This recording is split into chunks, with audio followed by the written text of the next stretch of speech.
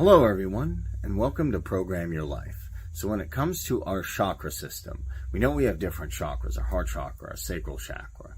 But one thing we don't realize sometimes is that we can move energy through them. You have the ability to either block your chakras through stress, anger, negative emotions, or you have the ability to open up your chakras through things like meditation, through things like eating healthy, through things like letting that negative energy go.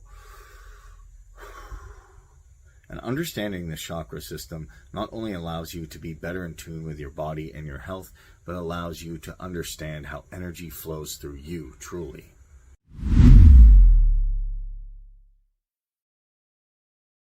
You know how to move energy. And when it starts to move and your body does what it does, the nervous system is processing a greater frequency. And we saw in our brain scans that when people relax into it, the brain goes into a very, very high state, a lot of microvolts of energy. And many times, the brain waves that are carrying that energy are delta.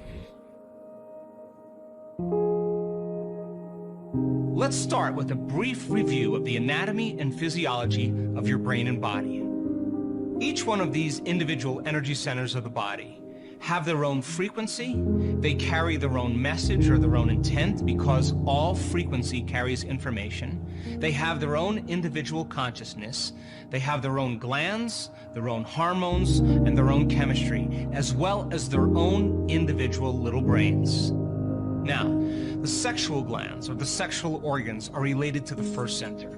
The digestive glands, the second center. The adrenal glands, the third center. The heart and the thymus, the fourth center. The thyroid and the parathyroid glands, the fifth center. The pineal gland, the sixth center. And the pituitary gland, the seventh center.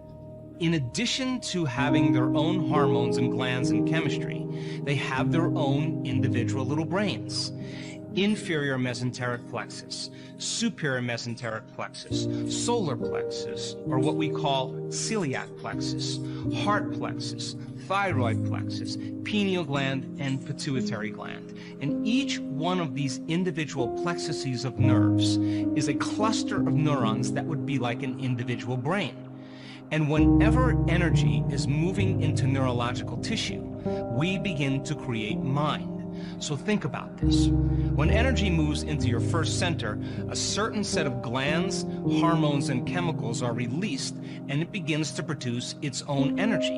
And when energy is activating that neurological tissue, that center has its own individual mind. By the same means, when you're reacting to someone or something in your life, or you have to use your will to overcome certain circumstances in your life, you activate and put energy in your third center. You begin to secrete certain hormones and chemicals, as well as different glands becoming activated. And this center then has energy in it, and when the neurological tissue becomes activated, this center has a mind of its own. By the same means, when energy moves into your heart, you tend to be more loving, more selfless, more giving, more caring, more trusting, more creative, because it has its own consciousness. And when energy moves into the center, we behave in different ways. What most people don't know is that all of these energy centers of your body are under the control of the autonomic nervous system. Now remember, autonomic means automatic. In other words, the autonomic nervous system is part of the brain called the limbic brain, and its job then is to automatically take care of balance and equilibrium in the body. It controls blood sugar levels, hormone levels, it controls body temperature, and all of that takes place beyond the conscious mind. I want to review something very simple. We have a tremendous amount of energy that exists in our first center. Think about this. There's enough energy in the first center of a human being, or many mammals, to create life. Most people have been programmed into believing that energy can go in one direction, that we release that energy out. But now let's take a journey up the spine, all the way to the brain. When energy is activated in the first center, that's creative energy. And when that energy can move into the second center, if we feel safe in our environment, and there's food, and there's shelter, and there's protection, and there's family, and we have networks, energy naturally moves into the second center, and this center is about consumption, elimination, metabolism, breaking down food, homeostasis, and balance. Now, when the environment becomes unsafe, and we perceive a threat or a danger, some challenging situation, energy moves into the third center. And now we need our will, and we need some power, become empowered to overcome the conditions in our environment. If we're successful in overcoming those conditions, energy naturally moves into the fourth center, and we love our life a little bit more. We love ourselves a little bit more. We feel more whole. We feel more complete. We feel more present. And of course, we have to then express our greatest understanding. We have to express our greatest expression of love or truth, and energy moves into this center. If we can articulate and explain that greatest understanding, energy will move into the sixth center, and latent systems of the brain will begin to become activated, and we will begin to broaden our spectrum of reality. In other words, we'll begin to see more the way the reality really is. Some veil or some conditioning will be released. And if energy makes it to the sixth center, it'll move into the seventh center, and it will begin to create harmony and balance in all of these individual centers. And then there's another center right above the head. The Egyptians called it the Ka, and we'll call that the eighth center. And when energy moves all the way up to the top of the brain, if we feel worthy enough to receive, now all of a sudden now we open this eighth center, and opening that eighth center allows the door for us to begin to download information from the field or from the cosmos. You won't see 200 standard deviations outside of normal in many neuroscience studies because it's just so outside of the normal. But we've measured it over and over again. In fact, we can predict when it's going to happen. We were just looking at this person's beautiful, really organized theta. Well, when we see that, we know that theta is going to carry gamma. We just know it. And we just know that that person's so coherent, so orderly, that they're harmonics. They're frequencies that build on other frequencies. And that's exactly how the energy centers work. They're frequencies that build on frequencies. So as you're blessing your energy centers and resting your attention in different one of those spaces and the space around, not only are you creating coherence in here, but in addition to that, as you connect them, your act of becoming conscious and connecting and aligning and attuning and feeling it move is creating the very neurological networks to invite the experience to happen automatically, naturally. And as you begin to open this pathway, energy will begin to shift. And the blockage of energy, you will feel as a sensation in your body. And you'll feel it as like a pit in your gut or a heavy heart. That's the body out of balance, and it's a feeling. And many people were talking about this at dinner last night. The team leaders were saying, well, some of my people, they don't even know what the emotion is. They can't name what they want to move out of their body. They don't know the emotion. And I said, well, forget the emotion. What is the feeling they feel when they feel it? Do they have a pit in their gut? Do they have a heavy heart? Do they have soreness or heat or whatever it is? Just come up with a sensation. And when you have a bunch of sensations in your body, like you're feeling like irritated and hot, and you feel your heart racing, the accumulation of those sensations or feelings is called an emotion. Now you name it as anger or frustration. Welcome back, everyone. So when it comes to our chakras, know that if there's an imbalance in one of them, then there's going to be some dis-ease. There's going to be some issues. Holding on to hate, holding on to anger, holding on to resentment, guilt, all that things can hurt your heart chakra. So understanding how to move energy, where that energy comes from, can do amazing things in your life. So we give names to emotions, but they're really just physiological sensations of the body, many times being out of balance. So all of this incoherence, when it starts getting orderly, starts getting more coherent, begins to allow energy to build on the previous center, and build on the previous center, and build on the previous center. And when those centers are aligned and attuned, you have a very coherent, healthy body. And people who have done this work in blessing the energy centers, they're in this room. They've healed themselves of all kinds of crazy health conditions that the doctors had no solution for. People who have chronic bladder infections or prostate conditions or any condition in any one of these lower centers. Ovarian tumors. The energy starts to move, or there's balance in these centers doing the breath and beginning to disturb that energy. As that energy begins to unwind, it just becomes pure energy that wants to go back from whence it came, to the brain as a thought. And so fear that's stored in the body can turn into freedom in 1 second. It's the movement of energy, and you will feel it. And many times when you do this properly, people pass out. It's happened to me thousands of times. And they come up to the stage and they say, I passed out. And I say, I've been telling you that it could happen to you. You're doing it right. What? Yeah, that's a lot of energy. I see a flash of light, and then I don't remember. It's energy moving into your brain.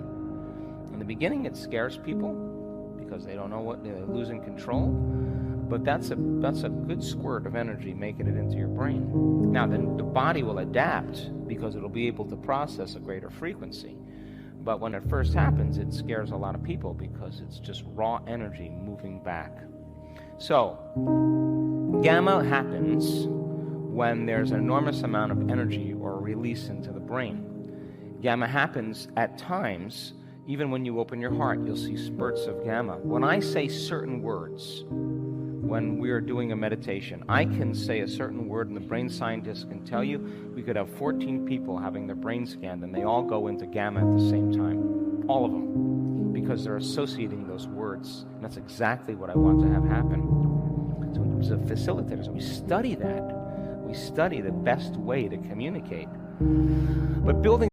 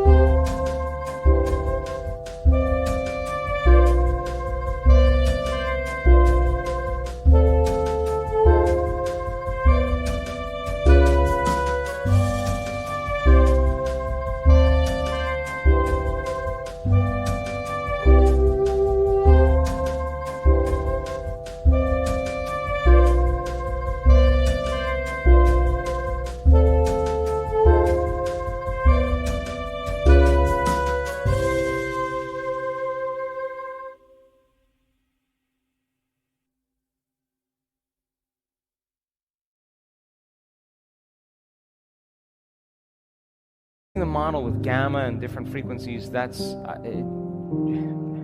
better for you to look at a light spectrum. You know, the whole spectrum of light from the slowest radio waves all the way up to gamma waves and cosmic waves, and turn it this way, and it would be closer to the frequencies that the body processes in those centers.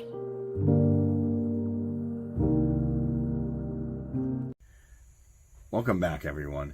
It's amazing to really realize that you can move energy, that you can use energy to make yourself healthy again, to create abundance, and to be in tune with your body. And that's the most important thing. I would say that out of everything, we need good health. Without good health, you can't really do much. But understanding good health comes to understanding the chakra system, understanding everything from your crown all the way down to your sacral chakra, understanding that all of these energy centers, head, the heart, everywhere, have their own energy flowing through it. And when there's a blockage, when there's a disconnect, that's when we tend to experience dis-ease. But by moving that energy, we can start to create those better circumstances for health we want in our life. Hope this was helpful to you. If it was, hit that subscribe button, and I'll catch you in the next video.